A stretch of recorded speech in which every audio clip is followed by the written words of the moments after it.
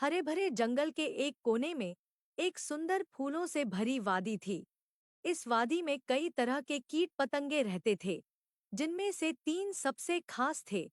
एक मेहनती मधुमक्खी जिसका नाम बिंदु था, एक खुशमिजाज तितली जिसका नाम तारा था, और एक संगीत प्रेमी टिड्डा जिसका नाम मोंटी था। एक दिन बिंदु सुबह सुबह अपने छत्ते से निकलकर फूलों का रस इकट्ठा करने चली गई।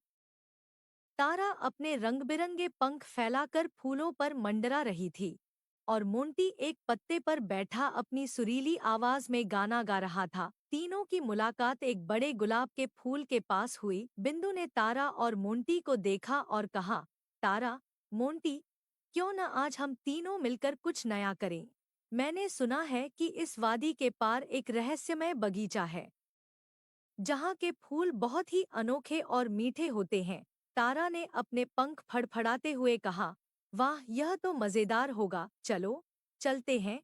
मोंटी ने भी उत्साहित होकर कहा, मेरा गाना उस बगीचे में और भी सुरीला लगेगा, चलो चलते हैं। तीनों ने मिलकर उस बगीचे की ओर उड़ान भरी। रास्ते में उन्हें कई तरह की बाधाओं का सामना करना पड़ा।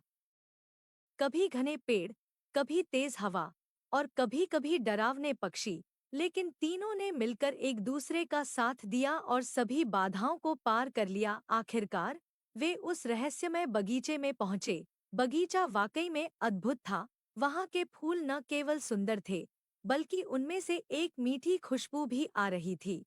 बिंदु ने तुरंत फूलों का रस इकट्ठा करना शुरू किया। तारा ने फूलों पर मंडराते हुए अपने पंखों का जादू बिखेरा, और मोंटी ने अपनी सुरीली आवाज में गाना शुरू कर दिया। लेकिन तभी एक बड़ी मकड़ी ने उन पर हमला कर दिया। मकड़ी ने सोचा कि वह इन छोटे कीटों को आसानी से पकड़ लेगी।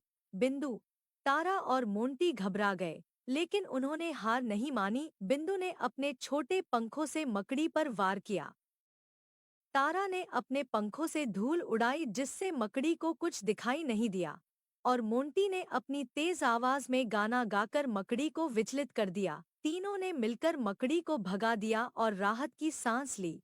उन्होंने एक दूसरे को धन्यवाद दिया और खुशी-खुशी अपने काम में वापस लग गए। बिंदु ने सबसे मीठा रस इकट्ठा किया।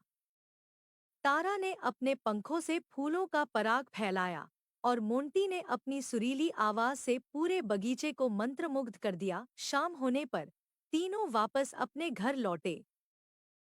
रास्ते में उन्होंने अपनी साहसिक यात्रा के बारे में बातें की और महसूस किया कि एकता और मित्रता से वे किसी भी चुनौती का सामना कर सकते हैं।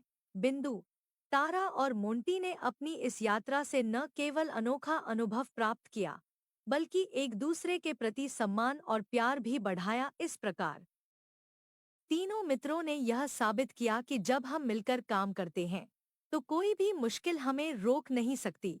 उनकी दोस्ती और साहस की यह कहानी जंगल के हर कोने में गूंजने लगी और वे सबके लिए प्रेरणा बन गए।